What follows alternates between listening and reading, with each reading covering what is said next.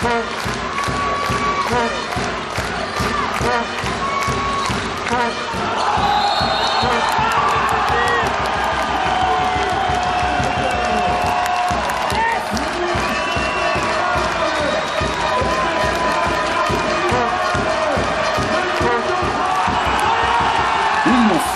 joueurs de l'US Saint-Handball peuvent se sauter dans les bras, ils sont en quart de finale de Coupe de France. En battant les Alsaciens de Célestat, équipe de LNH, dans les dernières minutes, les handballeurs saintais créent l'exploit. Il faut dire qu'ils ont tenu ce match d'une main de maître, menant à la marque la plupart du temps et finissant la première période sur le score de 13-12. Mais c'est dans les dernières minutes que tout a été décisif. Alors que les Charentais-Maritimes mènent 22-18 à la 51e minute, les Célestadiens reviennent à la marque 3 partout à 4 minutes du coup de sifflet final. Le suspense est à son comble, le Grand Coudray frissonne. Moins de 2 minutes avant la fin du match, l'ancien Célestadien Robin Foubert obtient un jet de 7 mètres et c'est Sylvain Kilfer qui se présente devant le portier alsacien. Le Saintais ne tremble pas et envoie la balle au fond des filets, faisant se lever les 1500 personnes du public. Il reste un peu moins d'une minute de jeu et les 6 joueurs de Célestat sont en attaque, le gardien laissant sa place à un joueur de champ.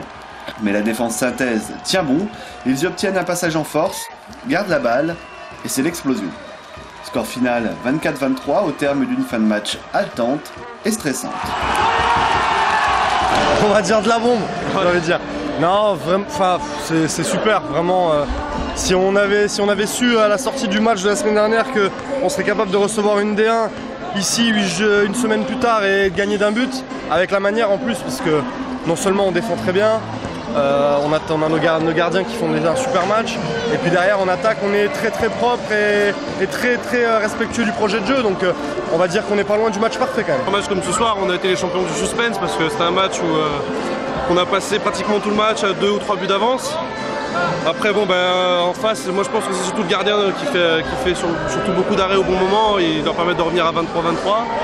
Maintenant je vous avoue à 23-23 j'ai eu un peu les chocottes, mais voilà, après le penalty qui est de Sylvain qui débloque complètement la situation, qui fait plaisir, où la dernière possession on a tout à gagner parce que soit ils reviennent à match nul, mais bon le match n'est pas fini, soit on la récupère et c'est gagné, donc je pense qu'on a su mettre du suspense et je pense que ça aussi ça a transcendé le public au bon moment je pense. On s'était raté contre ce mur, voilà, ils ont super bien bossé cette semaine, ça vient de là, il n'y a pas de secret de toute façon, donc on va essayer de bien récupérer et puis d'aller reproduire le même match contre Mulhouse parce que ça va être le même genre d'intensité. Mulhouse c'est une équipe du niveau de LNH aussi, donc on va essayer d'aller les embêter aussi.